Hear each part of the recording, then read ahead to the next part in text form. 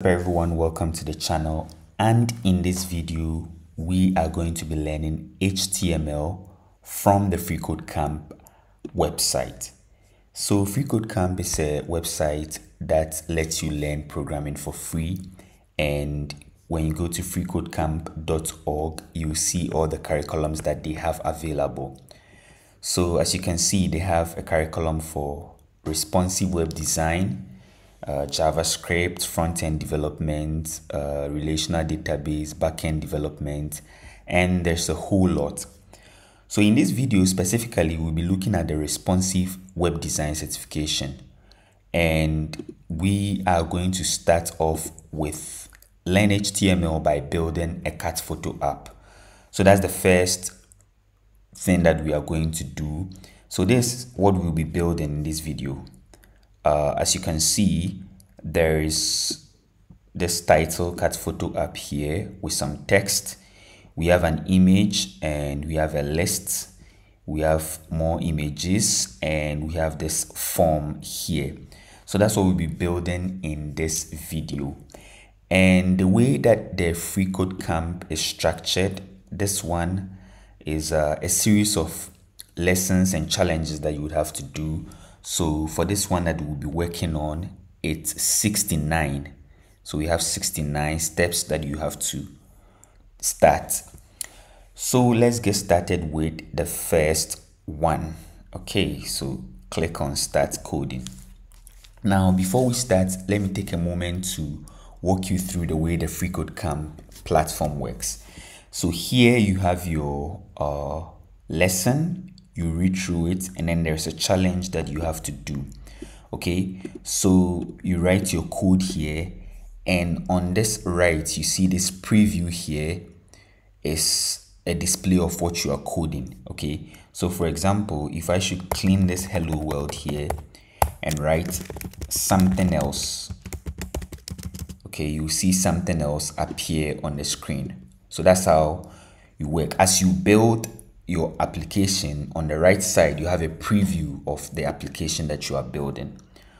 Okay, so let's get it back to the way it was and let's get started. So before we start, there are three main technologies that is used to build applications or websites mainly. There is HTML, CSS, and JavaScript. So HTML, which we'll be learning about in this video, has to do with what defines the structure of a website, right? So it's used to define the elements on a website. HTML tells us which of the elements is a text, which of them is an image, which of them is a link, which of them is a form, and so on and so forth. So we'll be learning all that as we progress through this lesson. All right, so HTML elements have opening tags like so, h1, and then closing tags like so. The text of an element goes between its opening and closing tags. Okay, so the way HTML works, okay, so I'm showing you an example. We have opening tags. So opening tags are written like this, h1. So for example, the h1 element has an h1 opening tag like this, okay, and it also has an h1 closing tag like this. Okay, so the difference, this is an opening tag, okay, and this right here is a closing tag. Now it's almost the same. The difference is that the closing tag has this / after the first angle brackets. Okay, so for the opening tag you just have two angle brackets and then you write the name of the element. In this case the name of the element is h1, but for the closing tag you write the angle brackets and then you use a / before you write the name of the element. Okay, all right, so in this case we have an h1 opening tag like so, we have an h1 closing tag like so. Now the challenge is to find the H1 element and change its text to cat photo app. Okay, so this is the H1 element. We are supposed to change the text to cat photo app. So the way we do that is to just clean the whole of this, and then we just write cat photo app. Okay, now as you can see from here, cat photo app now appears on the screen. So now when you are done with the challenge, what you do is you click here, check your code, and if you click and your code passes the test or you did the right thing, you see something like this. Okay, congratulations, your code passes. Submit your code to continue. So we just click submit and go to the next challenge, like so. All right, so now we are on step 2. And step 2 says that the H1 through H6 heading elements are used to signify the importance of content below them. The lower the number, the higher the importance. So H2 elements have less importance than H1 elements. All right, only use the H1 element per page and place lower importance headings below higher importance headings. So what all of this means is that in HTML, we have different types of headings. So we have H1, we have H2, H3, H4, H5, and H6. Now, H1 is the heading. So the main heading for your page, you use H1 for it. So in this case, the main heading for the app that we are building or the website that we are building is cat photo app. So any subheadings that we have to use H2, or if there are other subheadings, then we use H3, H4, H5, and so on and so forth, right? So here, the challenge is it says below the H1 element, which we have here, this is the H1 element, add an H2 element with this text, cat photos, okay? So we just come here, hit enter.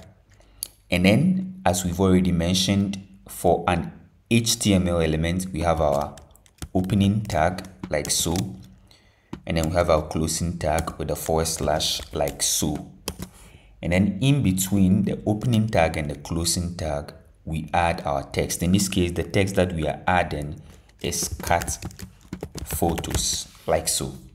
Okay, so as you can see, H2 is a little bit smaller than H1, just to show that this is the main heading and this, which is the H2, is a subheading.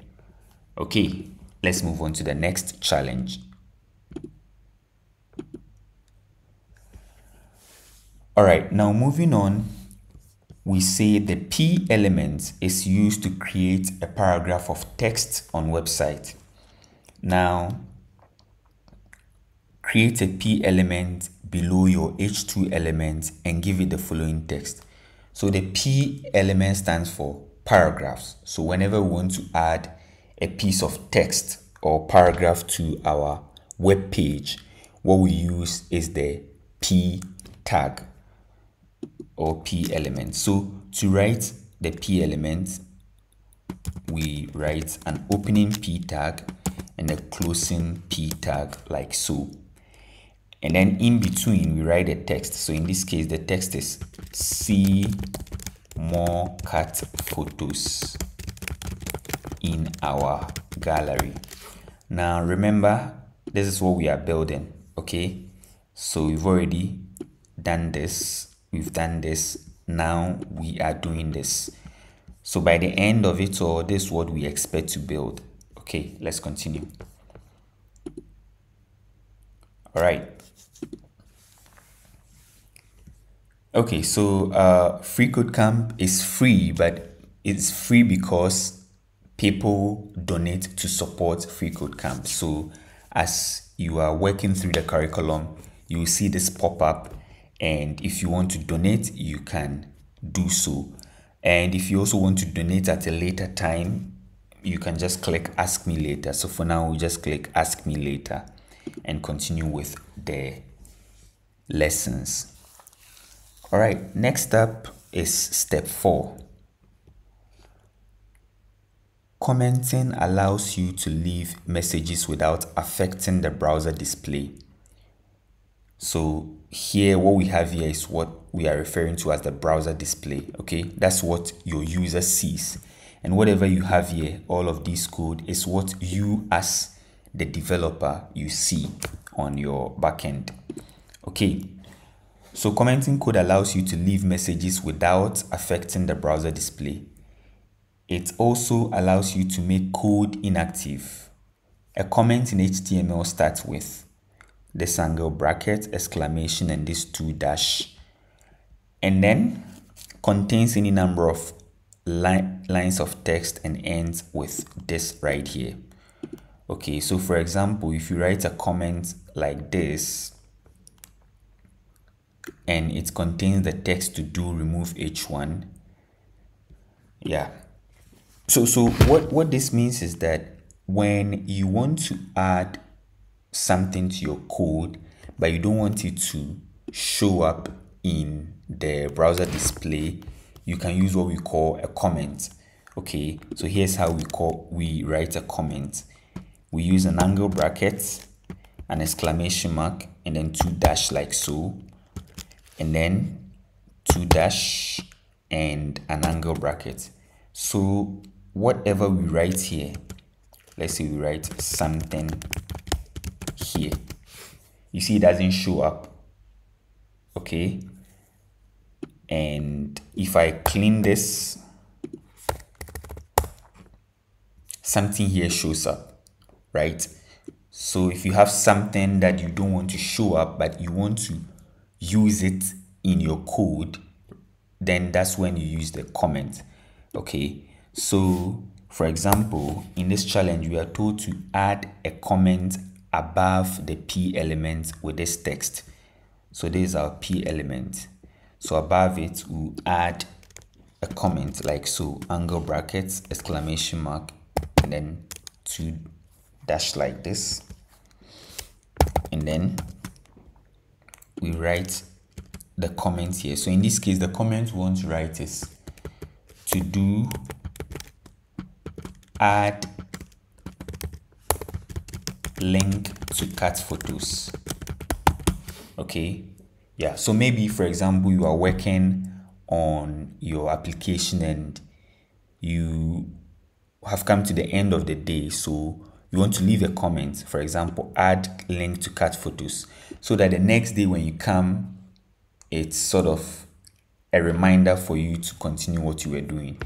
In that case, you can use a comment like so, and the comment won't show up in your application.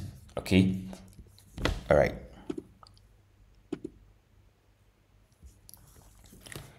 Now next up, HTML5 has some elements that identify different content areas. Okay, now HTML5 is just the latest version of HTML. Okay, so we have HTML3, 4, and the latest version is HTML5.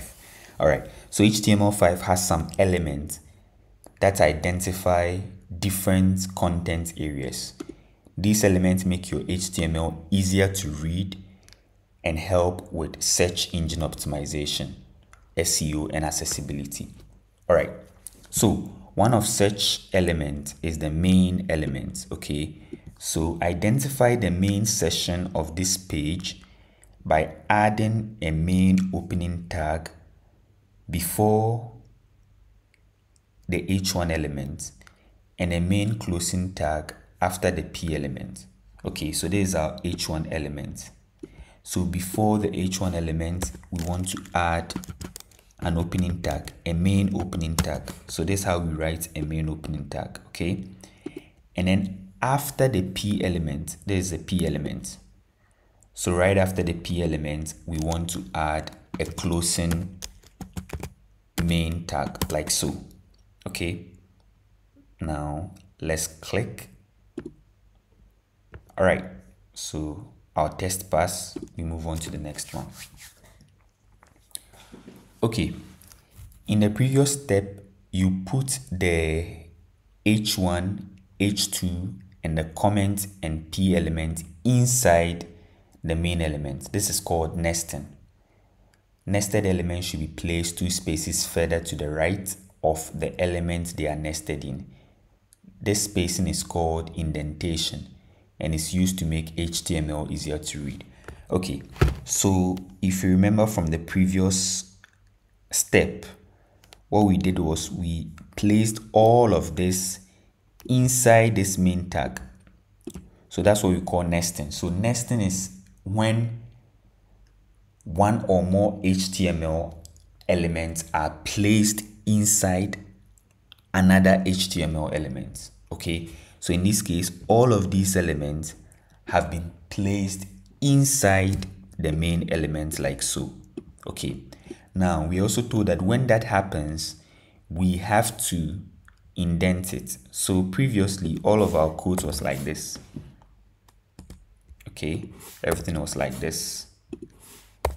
But then you indent it to the right so that it makes your code easier to read. This doesn't affect the code in any way, but it just makes it cleaner and more readable.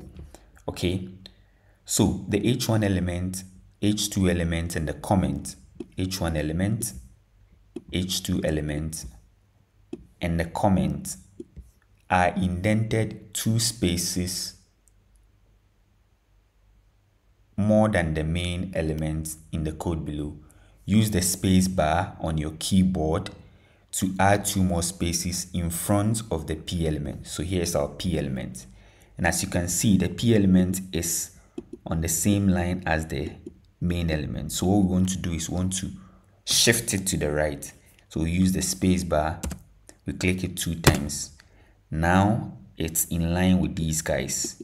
Okay, and our code is just more easy on the eyes to read. Okay, let's move on to the next lesson. Okay, so in this next lesson, you can add images to your website by using the img element or the image element. Image elements have an opening tag without a closing tag. Okay, a tag for an element without a closing tag is known as a self-closing tag. Okay, so far all the elements we've been looking at have both an opening tag and a closing tag. Okay, so H2 has an opening tag and a closing tag. The P paragraph also has an opening tag and a closing tag. But there are exceptions. Some elements in HTML have only an opening tag and do not have a closing tag. So they are called self-closing tags. And an example of the self-closing tag is the image element. So the way we write a self-closing tag, for example, this image element is like so. Just the opening tag, and that's all. So in this case, we are told to add an image element below the P element. At this point, no image will show up. Okay, so we've done it, but no image is showing up here, which is fine. We'll add the image in the next lesson. Let's continue.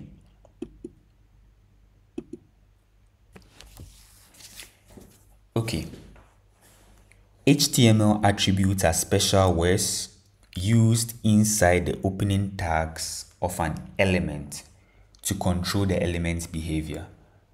The src attribute, which is also called the source attribute in an image element, specifies the image's URL. That is where the image is located. Okay, so here's an example.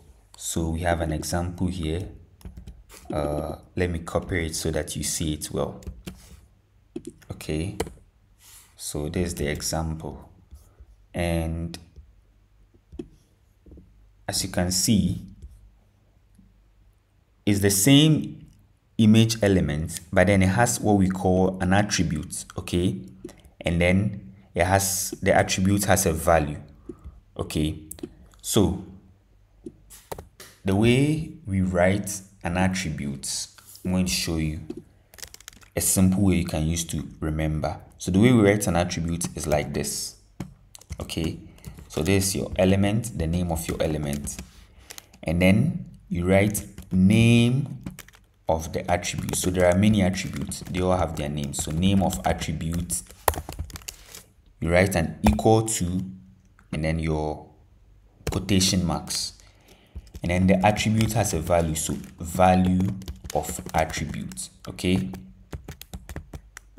So name of attribute, value of attribute. All right, so inside the existing img element, we already have our img element here. Add a source attribute with this URL, okay? So we are going to add an attribute, and like I said, how do we add an attribute? We add an attribute by first writing the name of attribute, okay? We bring our equal to sign, and then our quotation marks, and then we write value of attributes, okay? So in this case, the name of the attribute we want to add is src, or source, okay? So we write source, src. All right, and the value of the attribute is this link here, or this URL here, okay? Now we copy and just paste it here. Okay, good. Now as you can see, our image is showing up, okay? So this source just tells our browser where to go and fetch the image and display it. So this is actually an image that exists on the internet, so let's check it out. As you can see, it's an actual image that exists on the internet. It exists on FreeCodeCamp's CDN, which is Content Delivery Network, okay? So let's continue.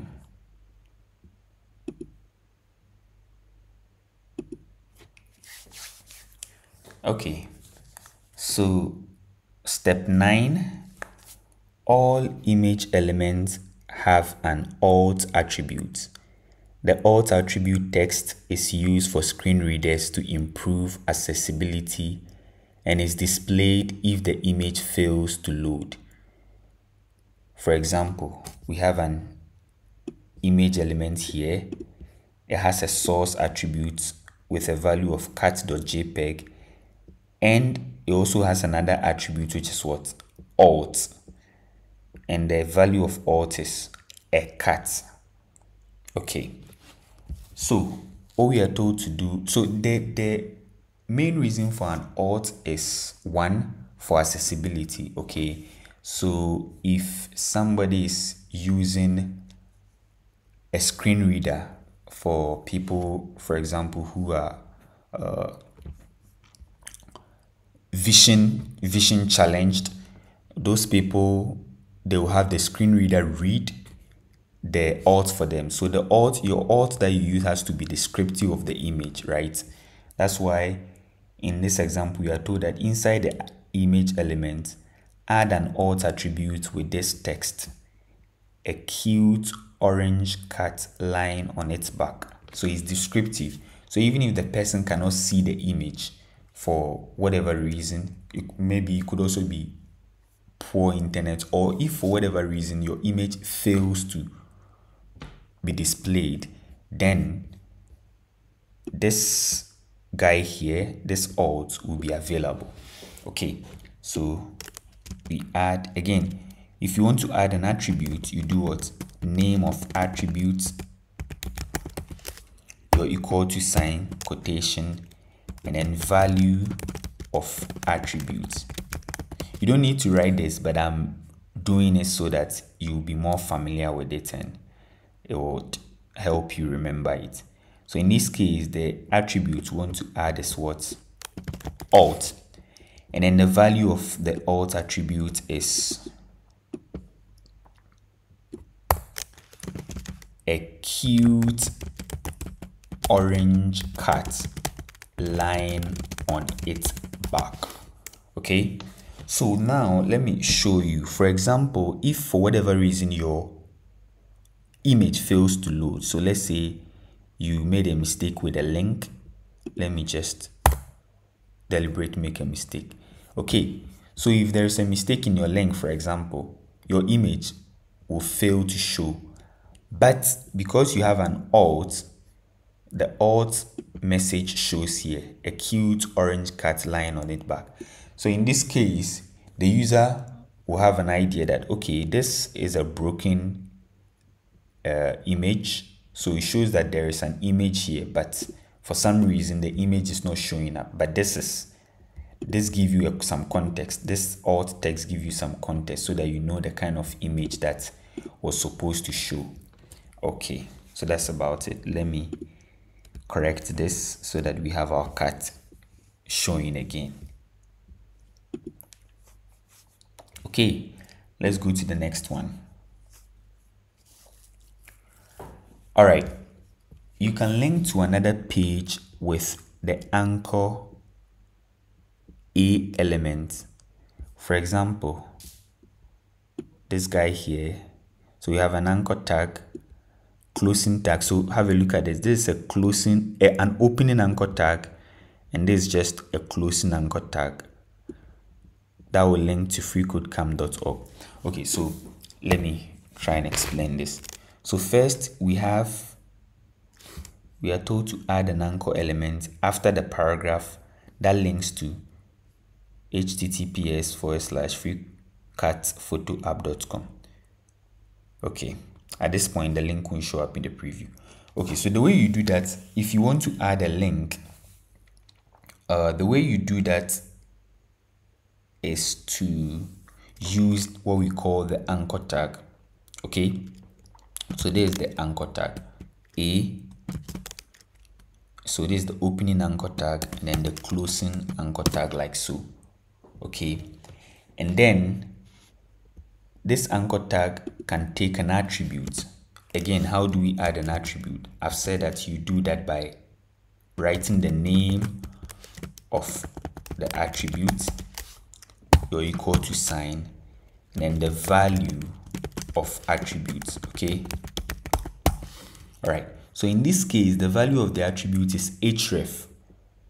So href shows us where we are linking to. So href, and in this case the value is the what? The link itself, so the URL. Okay, so what do we have here? We have an opening anchor tag, and this opening anchor tag has a corresponding closing anchor tag. Okay, and the anchor tag has an attribute. The name of the attribute is href, which shows what or where to link to, and the value of href is the link itself. Okay, like you were told, at this point the link won't show up in the preview, so we'll handle that in the previous lesson, sorry. Okay, so I will end this video here, and then in the next video we are going to continue with step 11 all the way to step 20. All right, so if you're enjoying these lessons, thanks for sticking around. Be sure to like the video and subscribe as well, so that you can also see the subsequent videos that I'll be uploading to the channel. All right, thanks for joining us for this one. See you in the next one.